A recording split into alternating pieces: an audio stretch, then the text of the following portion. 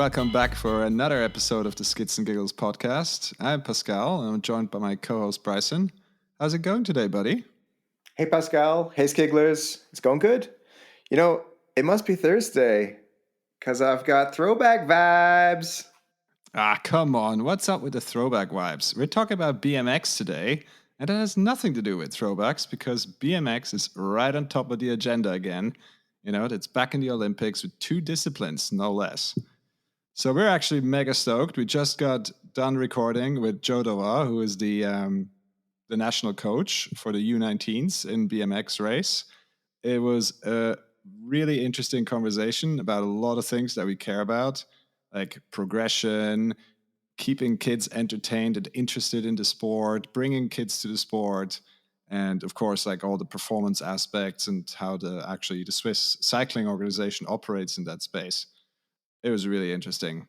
Bryson, what did you think? I had a lot of fun talking to Joe. He's a really good character and super insightful. Actually, it's just fun talking about BMX. Maybe I should go ride it a little bit. All right. Well, but before we jump into our conversation with Joe, let's just say a few words about the social and where you guys can find more information about the Skids and Giggles podcast. We're currently most active on our Instagram, where you can skid right into our DMs and follow along at Skids and Giggles. And you can find our website with all the relevant links and info under the URL skidsandgiggles.com. Also, if you guys like what we're doing and want to know what's up, just give us a follow on Spotify. Hit subscribe on Apple Podcasts or wherever else you listen to great podcasts. Well, with that, it's Riders Ready, Watch the Gate. Catch you after the show. Well, today we sit down with Jo Dovat. Jo Dovat, how's it going tonight? I'm good. How are you? Yeah, not bad. Bryson, how are you? How is the recovery going from the dead? It's a battle, but hey, we're going to fight, right? All right. Well, today we have a lot on the docket. We have BMX, we have racing, we have progression, we have mountain biking, we have all kinds of things. But before we jump into all of that, why don't we talk a little bit about how the season has started for you, Joe? Can you tell us a little bit about that? Yeah. So we start 3 weeks ago with an open race. So it was nothing to do with the championships.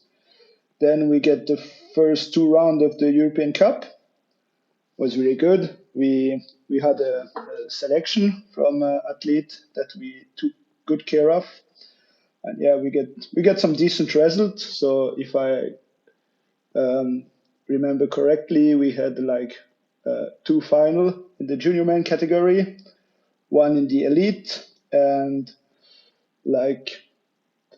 4 riders into the final for the elite women. So it's okay. And when you talk about elite and junior and women and boys and men, you're talking about BMX racing. So maybe for the listener that is not so familiar with all the different BMX categories, can you describe a little bit what BMX race actually means? So BMX race is 8 riders going down a BMX track, and the first at the finish line win. And it's from the UCI from 1992, if I remember correctly, and it's Olympic since 2008. And how do you fit into all of this? Can you describe what your role is in BMX race, and certainly when it comes to juniors and the Olympics and all of that? From the end of last year, I'm a national coach for the Swiss Cycling Federation, and I'm taking care of the whole talented program from 10 until junior. So junior is the same as from in downhill, is 17 and 18 years old. How many boys, girls, and juniors on your roster at the moment? A lot of. I mean, if we take the whole talent team, as we call, so it's like we take them from the age to from 10 to 18, and we have like 3 training center, one in each speaking region. Like there is one for the Roman, there is one for the Swiss German, and there is one in the center. And altogether it make about like 40 riders. That's the whole talent pool in BMX race. Okay. And that goes from age of 10 all the way up to 18. You have 40 guys on the national team. Yeah. Oh, wow. How do you find yourself at 3 centers? I'm taking care of the 3 center, like all the administrative way, like respond to email, but I only coach at 2 of them. For the Swiss French part, I have another trainer who's taking care of the coaching time there. Okay. And that is just for one discipline, yeah? So that is just for race. And then I assume there's the same for freestyle. It's not, we are not that far in freestyle. So in freestyle, we only have like a national team with only 2 riders now. So we are not that far. There is no talent program now for freestyle. So it's for the federation side, freestyle is only like 2 riders in the national team. How would you describe what is your day-to-day work with the athletes? You know, how does your normal week look like as a national coach? How do you coach, 40 guys at the same time, or, more or less 40 guys at the same time? How does that work? I mean, like there is some group training, like when, for example, every Wednesday on the Swiss German side, there is a group training when we split in 2. So we have like first the 10 younger guys, then the 10 older guys, and there is the same in the Swiss French part. So there is almost like the half is cover, and then for the central part we do the same training on Thursday. So that's one. So there is one group training a week for each part, and it's a group training. So there is usually like 10 rider.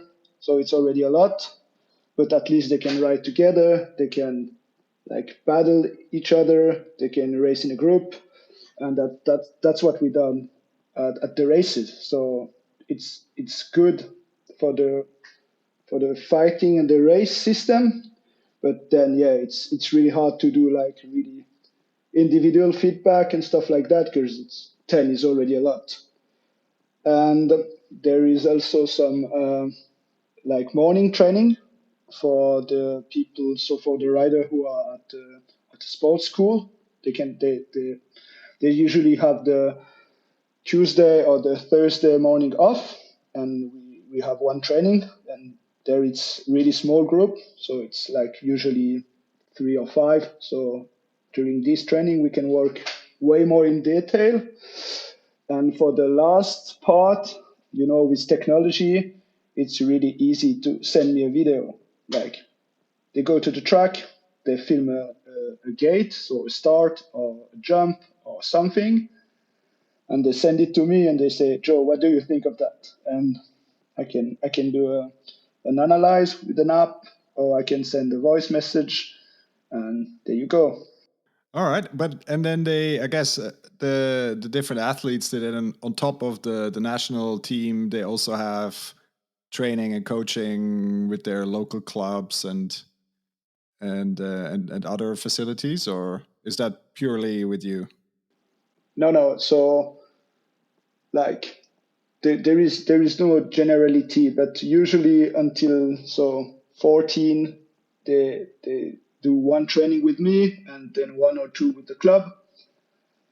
And we are lucky enough that we have like a good club with good coach there, so they can really profit from the club training. And after that, like 15, 16, and when they start. So 17, so junior and 18, they have they can either have a training plan from us, so from me or from David Graff, who is their head coach, or they can have a training plan from another trainer. So that's no problem, and they work a little bit less with the club and a little bit more on their side. And you just said that in your group trainings, you're mostly focusing on the racecraft, so kind of racing in a group and the gates. And then, what kind of other skills are critical for a BMX race athlete? Yeah, I mean, so it's not rocket science. What you have to do is go fast on a BMX bike. So what we most train is that. So go fast on the track. So a huge part is the start. So with the gait and the movement and all the stuff. So we are doing a lot of this. That's for sure. And we are doing a lot of track speed, like really section of the track, like trying different like jump manual and different stuff. But for my group, we are doing most of it on the BMX track. And on the side, they can have some gym training, so or strength and condition, and a bit of sprinting as well. I mean, like basic sprinting on the BMX bike, like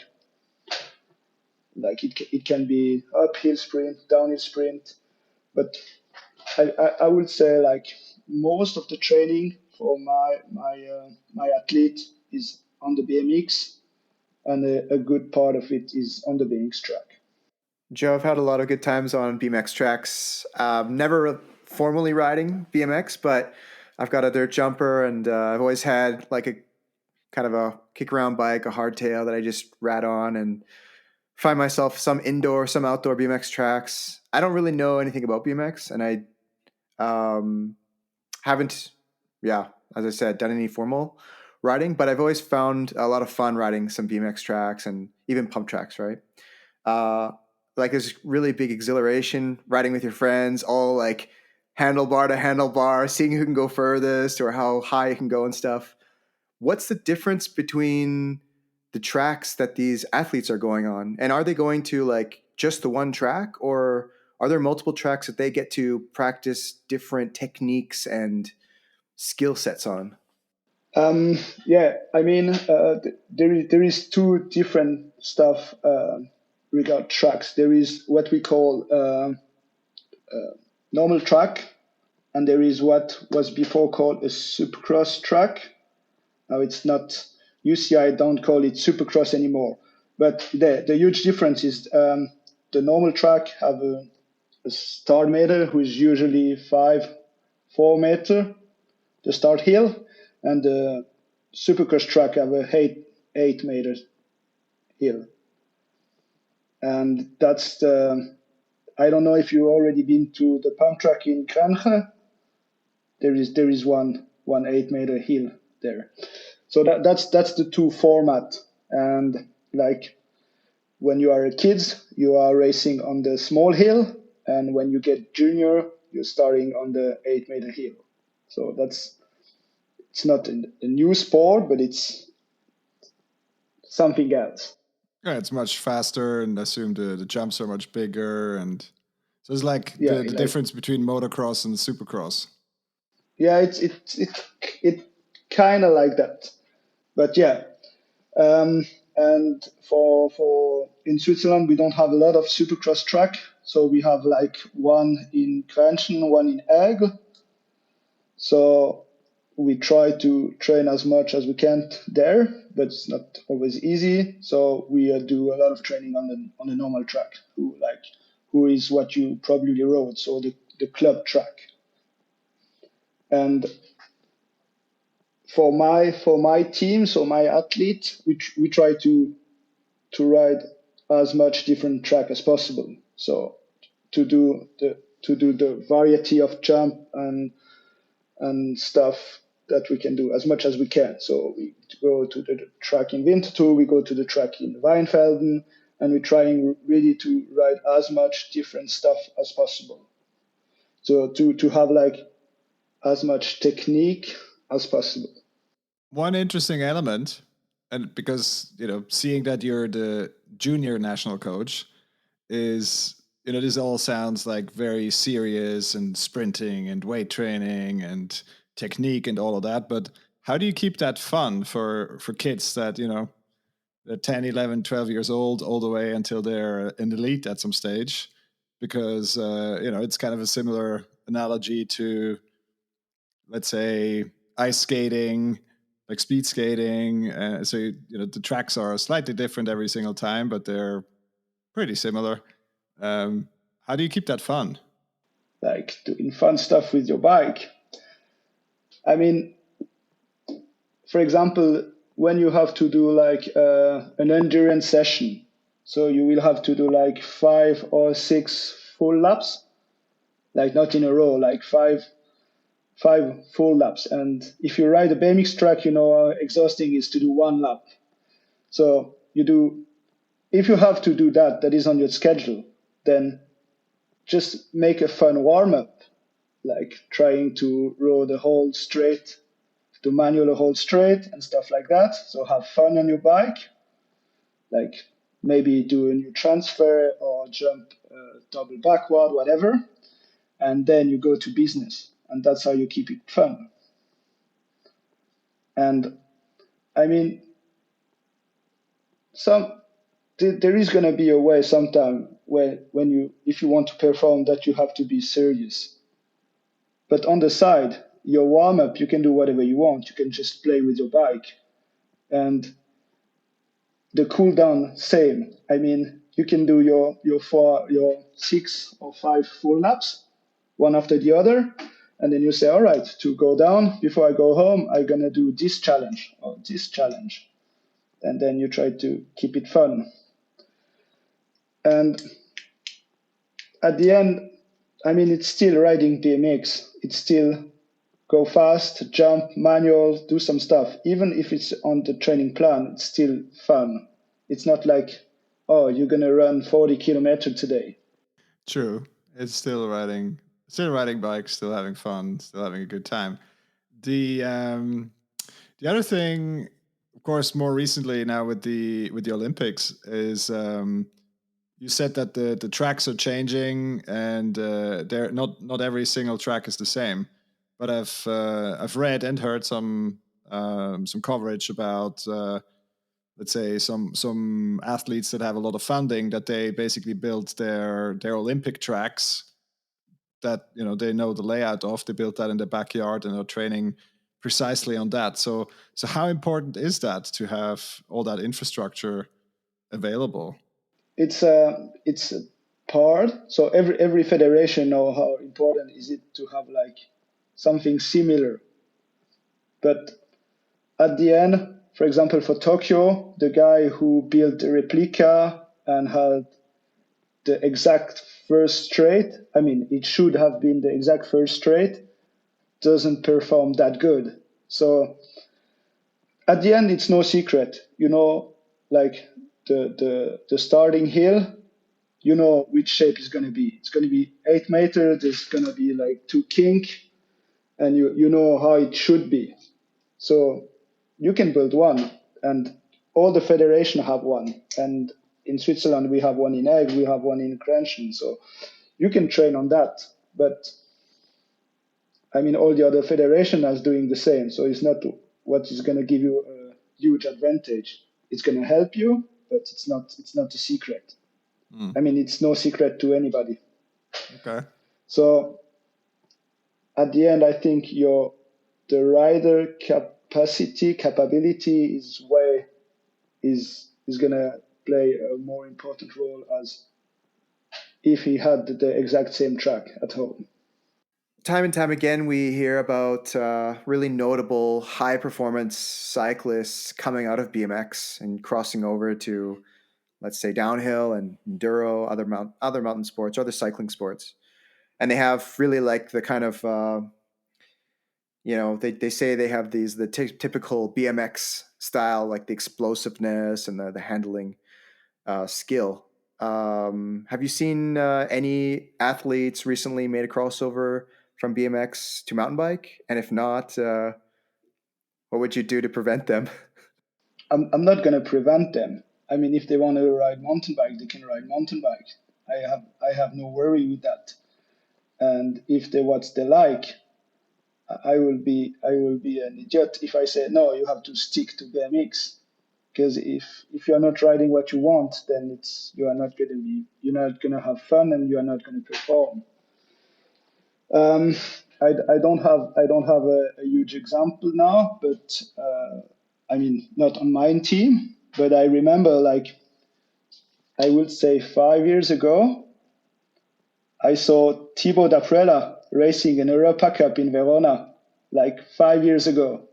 I think it was like 2017 or maybe 2016, but he was racing an European Cup. He was racing really, really good. And like 5 years after, he's racing downhill World Cup. So And winning.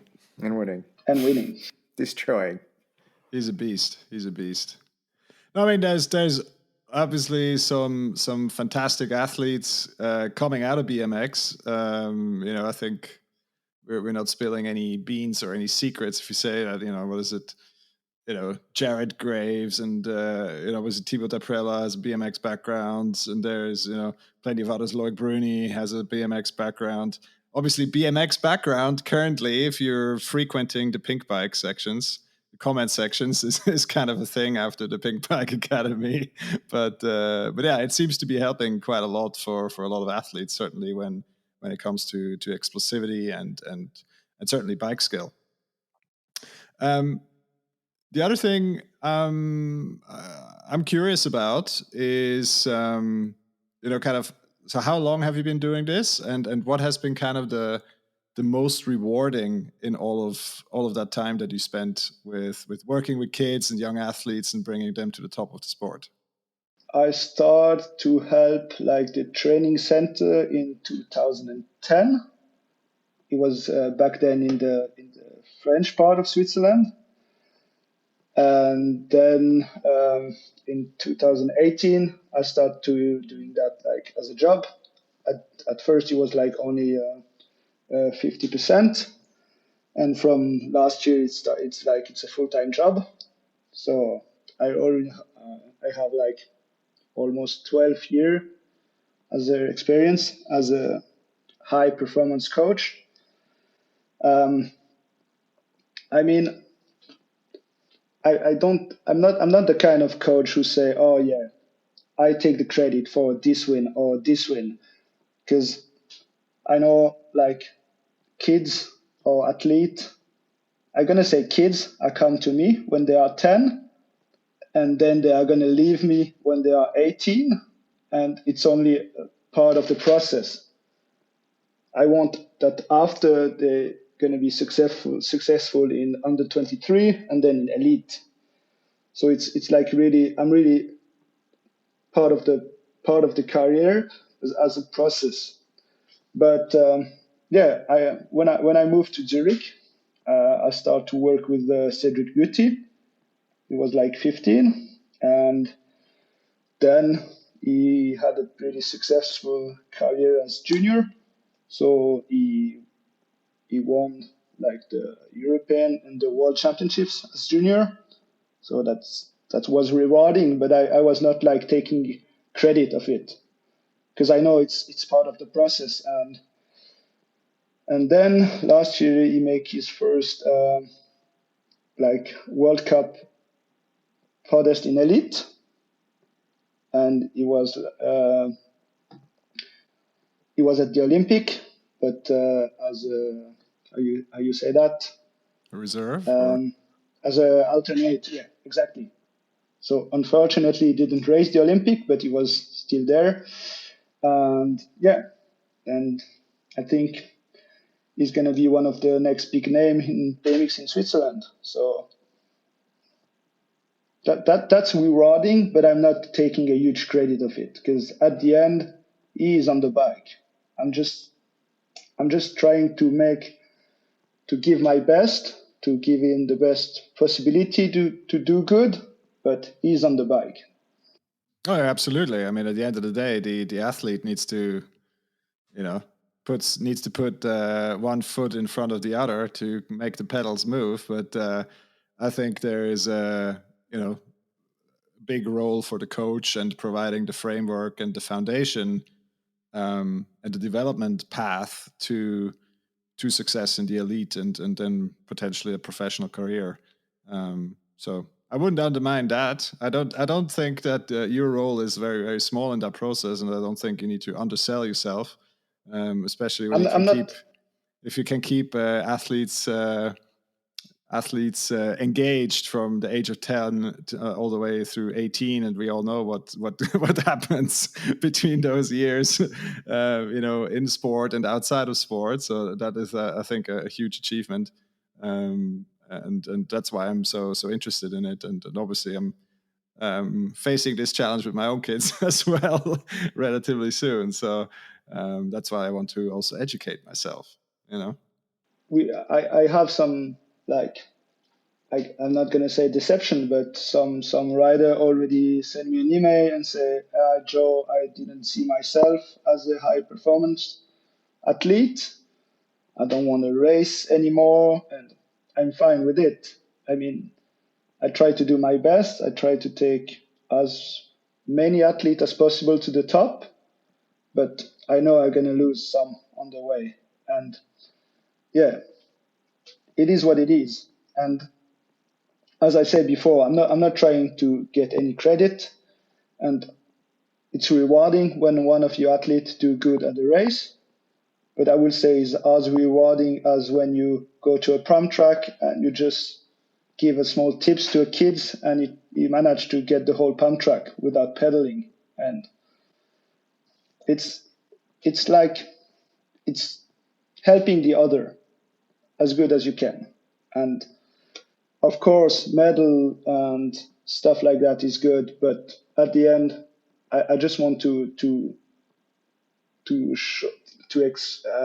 bring my love to riding BMX or bike to the other. I mean, to give back. That's the word. It's very obvious you have a large passion and you're giving a lot of dedicated focus. And along with all this effort comes sometimes with some hard lessons. So maybe you can let us know what is one of the hardest lessons you've learned so far as a coach in general, or maybe even as a high performance coach in this role. BMX racing can be really tough sometimes because you can be the best prepared, you can be like mentally, physically ready, and somebody can crash in front of you, and then that's it. And yeah, so sometimes you like it's not really your fault. I mean, sure, a part is your fault. If you don't want that someone crash in front of you, you just have to be in front. Then there is not this chance. But that's not always happen. And sometimes you have the feeling you have done everything good, and then it just doesn't work. And in BMX racing, like a race is 45 seconds. So you can train like a whole year or almost a whole career, and then it's over in 45 seconds. And sometimes it's hard to deal with that. Like you give really like all your time and all your energy for something, and then I don't know, you crash or you do a small mistake and then it's over. It's not like in a cross country race, like it's 1 hour 30, so you have time to like recover, fix the bike, usual stuff. Yeah. It's a cruel discipline. I think it's very, very honest in that, it's just in terms of the speed and the power, and seeing how these dudes and dudettes are bombing out of the start gate, it's unreal. Um, you know, just in terms of the performance, that's comparable with some of the best road sprinters in the game, right? Um, and then the finesse and the skill and all of that. And then again, as you say, right, it can be over in 5 seconds. It can be over because not even because you did something wrong. But yeah, I guess the takeaway here is the what you mentioned earlier, right? So to keep the perspective and having the fun outside of the 45 seconds and keeping it entertaining and trusting the process and focusing on the process and sticking to it, and that is hopefully how these guys can continue their path in the sport. Of course, we've talked a little bit about the Olympics and how that has obviously changed the dynamic a little bit within the sport. But do you have any perspective on how things have changed since BMX has become Olympic? And I guess an interesting contrast is, of course, BMX race has been Olympic for a couple of years now, or 4 cycles, as you mentioned, and freestyle has only just come online in terms of the Olympics. So, do you have any perspective on that? The track change because of the Olympics, I would say, because now we have like the Supercross track. It was something new. In terms of rider, I think it's same as all the other sport. Like every rider are getting closer and closer and closer. It's not like 20 years ago there is one guy who dominates, and now there is like 20 guys who can win the Olympics. But I think that's the same for all the sport. And in terms of visibility, I mean, Olympic can only be positive, because if there is no Olympics, there is no BMX on TV. It's not like there is a live of every World Cup or something. So in terms of visibility, it's really good that we have the Olympics, because at least every 4 years people watch BMX on TV. And for freestyle, I mean, there were a lot of discussion. Is it good? Is it not good?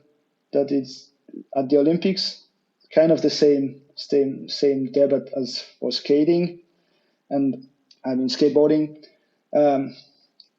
As I say, I see it as a opportunity to see BMX on TV, and if you watch the Olympics BMX freestyle, then you see, oh, this guy are doing crazy stunt, and then you can Google it, and then you can find the rest of the BMX freestyle who is not Olympic, like, I don't know, street, bigger,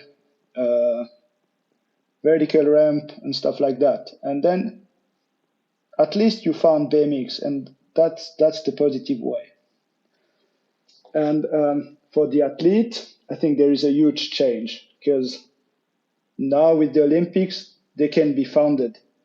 They don't have to deal with sponsorship and stuff like that. I mean, they still have, but if for a reason or another they have no frame sponsor 1 year, they can still do the sport because they are funded by the country. And I think that's some relief. So if you know, hey, I'm on the national team, I'm gonna be funded. I don't have to. It's okay if I lose my shoe sponsor, for example. Then you don't have to like focus on this, and you can really focus on training. And that's the same for freestyle.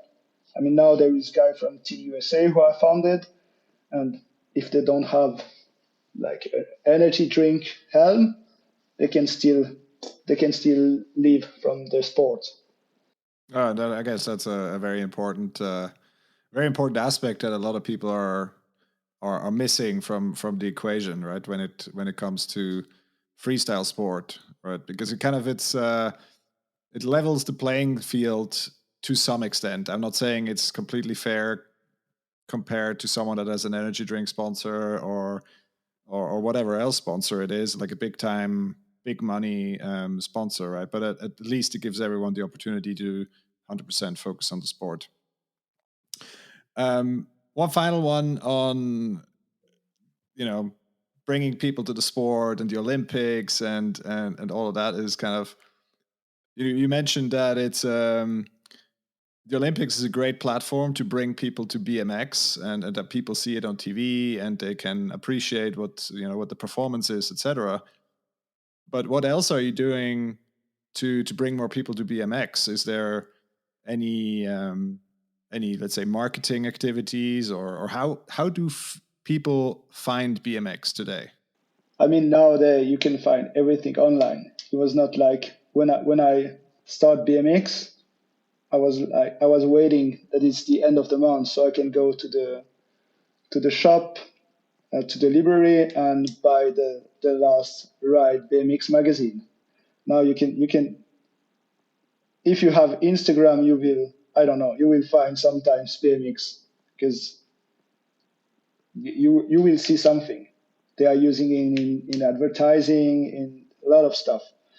But I mean, in Switzerland, we are lucky that we have like a lot of place to ride, like a lot of BMX track, a lot of pump track, really a lot, and some good skate park as well. So we are pretty well organized and well covered. So there is some school who are doing like introduction in the pump track.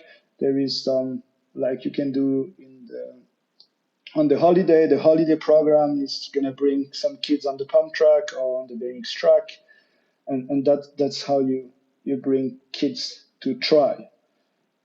And when you try, you're gonna like it or you're not gonna like it. That's how that's your way. But at least you have tried once. And I will say that's how you bring more people to ride BMX or to ride bike. Just give them an opportunity to try. And if they like, oh, here's a flyer, that's the local club, you can go try. If they don't like, no problem. You can do whatever you want. But I think in Switzerland, like with the work with the school and the holiday program and the stuff like that, I would say that kids are pretty lucky and they can try a lot of stuff and then they can find what they like. Of course, we know that you also work with the bike school here in Zurich and a lot of the holiday programs that are coming through the local organizations here. For example, Zurich Trails, I think they have a BMX course, they have a pump track course, they have a dirt jump course, they have, there's quite a lot of stuff. And I think, as long as the kids are on bikes or anyone is on bikes and can see with some simple exercises or simple tools and simple visualization how much fun they can have, then that's what brings them and keeps them in the sport.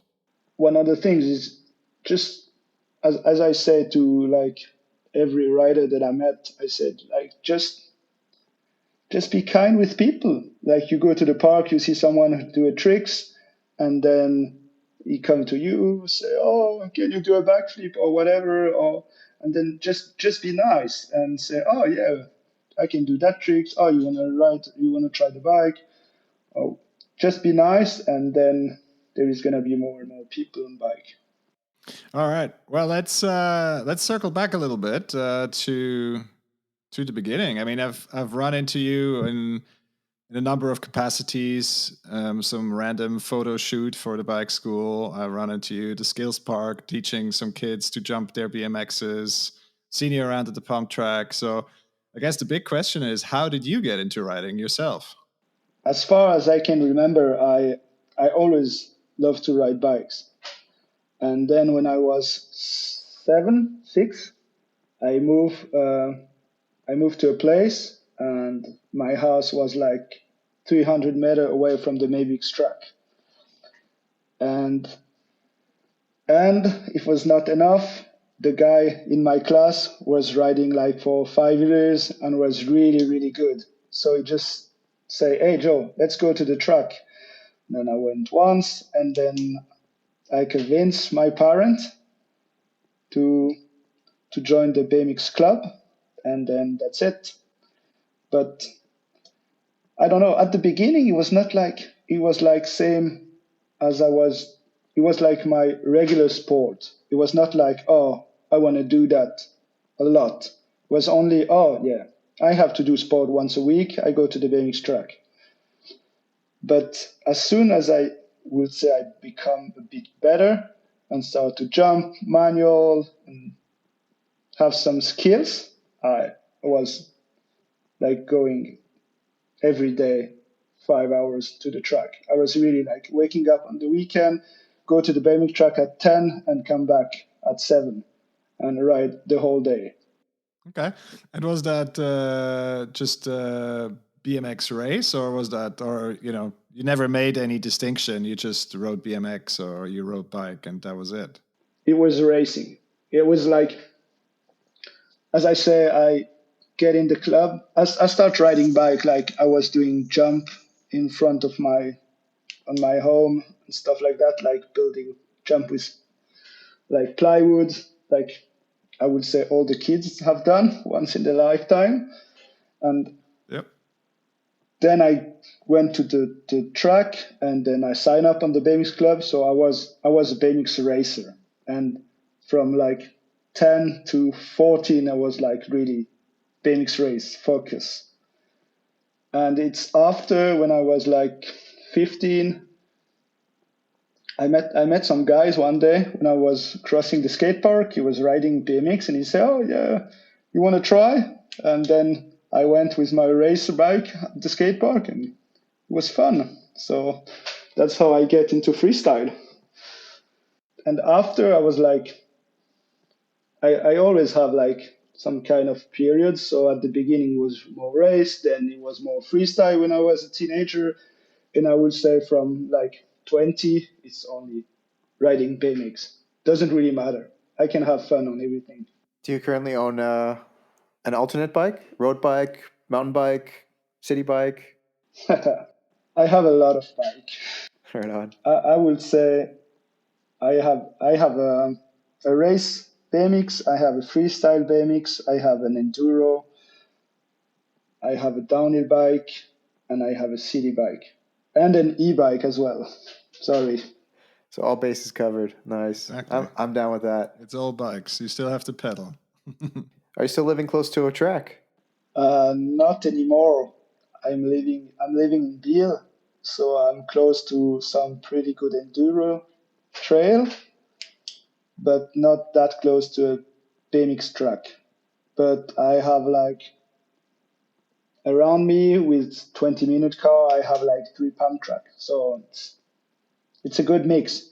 I like pump track. It's a really a good mix from racing, freestyle, and like really BMX. If you want to race on the pump track, you can race on the pump track. If you want to just have some air time and jump and do transfer, you can do that on the pump track as well. So I really like it. I think it's a really good mix. Speaking of pump track, Switzerland's starting to become known as pump track capital of the world.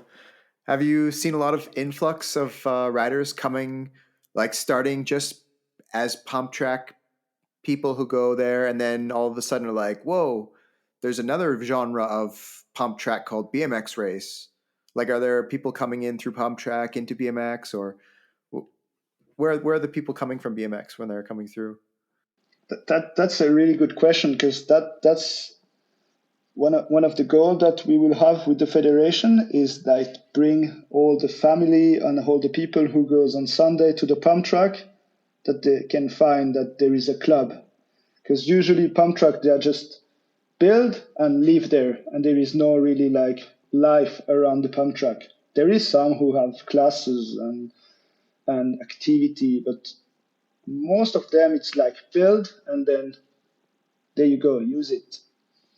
And there is some, but it's not a huge part. Like as I say before, like most of the people who join the BMX club, like either bike and then find that there is a club, or like discover with the school or discover during the holiday, or just like do a mountain bike tour around and see there is a track that I do 1 or 2 rounds with the mountain bike and say we can try with a BMX bike. But there is not a lot of like transfer from people who ride pump track to people actually who sign in a BMX club. But I think there is a way. It's just that BMX race, even in a club, it's kind of competitive, and pump track is more relaxed. And when you sign up in a BMX club, then the trainer is gonna tell, you will have to do some race and stuff, and like the fun aspect in the racing club are not that important. It's starting to change now. The big club they have a fun group who kid can just go and have fun on their bike, but the more part of it is like it's racing, and that can scare people. I can really see that. So if you want to join the club and then you see and you watch like kids like doing race as a training race and pushing the other in the corner, you can be afraid and say, maybe I'd rather go on Sunday on the pump track and just have fun that way. Yeah, I think there is a way that we can find a good balance that people who enjoy riding pump track can enjoy be on a BMX club. Right. There's a UCI sanctioned pump track series now, right? Yeah, like from 2000. There is a world championship. Yeah, there is a rainbow jersey for pump track. A pump track world championship. Yeah, the first time it was 2019, I would say. It was in Bern. Yeah, 2019. Then 2020 there is no, and there is one last year.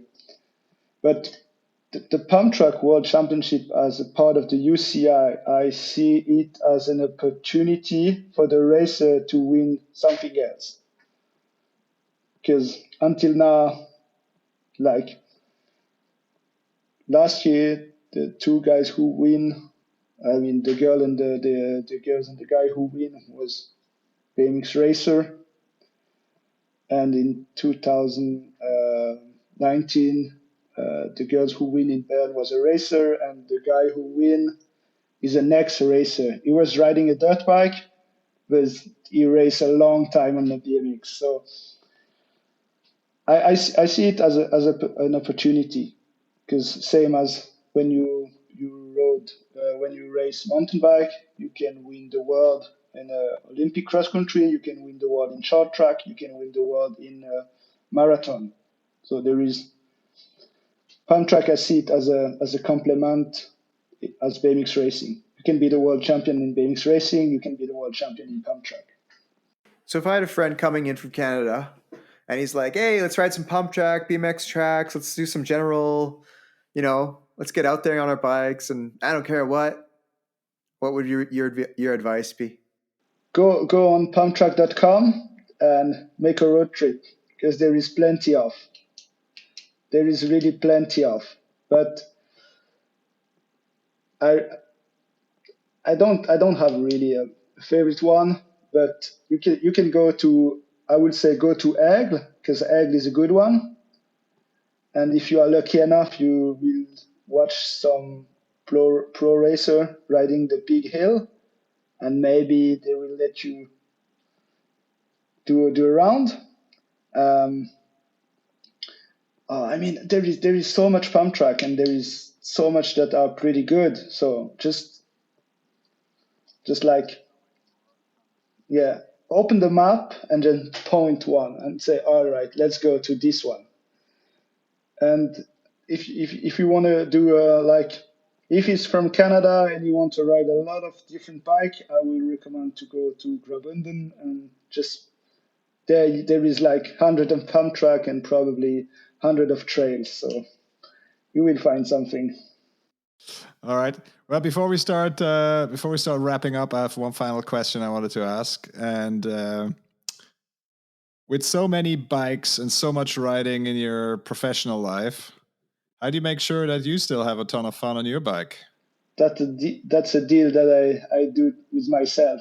I always told me if I don't like to ride bikes anymore, I will find another job. And I can live with the fact that I work 8 hours in something else. I study engineering, so I study something really different as biking, and it was okay. Like study and then it goes for a ride. So I always told myself, if you don't like to ride your bike because you are doing it too much for your work, then find a new job.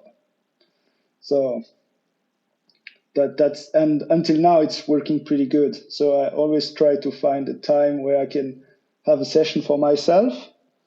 Sometimes it's only like half an hour before the class with the athlete start, or on the way to a race, like a small stop at a pump track or at the skate park. But I always try to find some time to have fun on my bike. And I can have fun on a lot of different bikes, so that's made it a lot easier.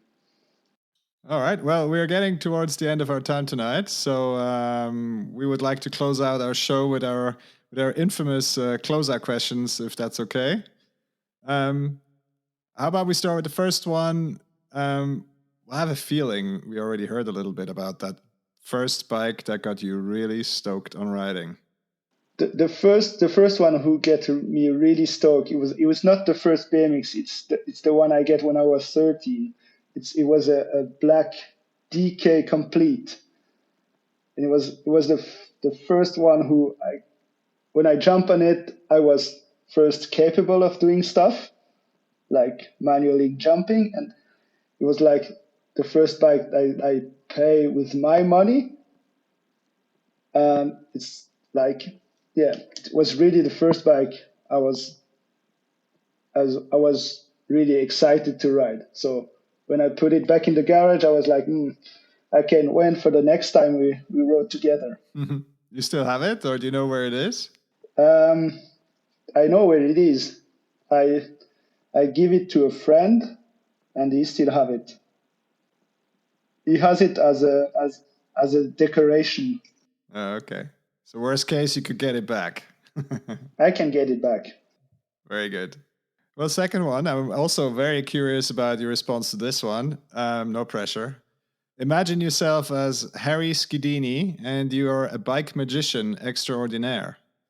You can make riding a bike more awesome for anyone by the stroke of a magic dropper post. What would you do?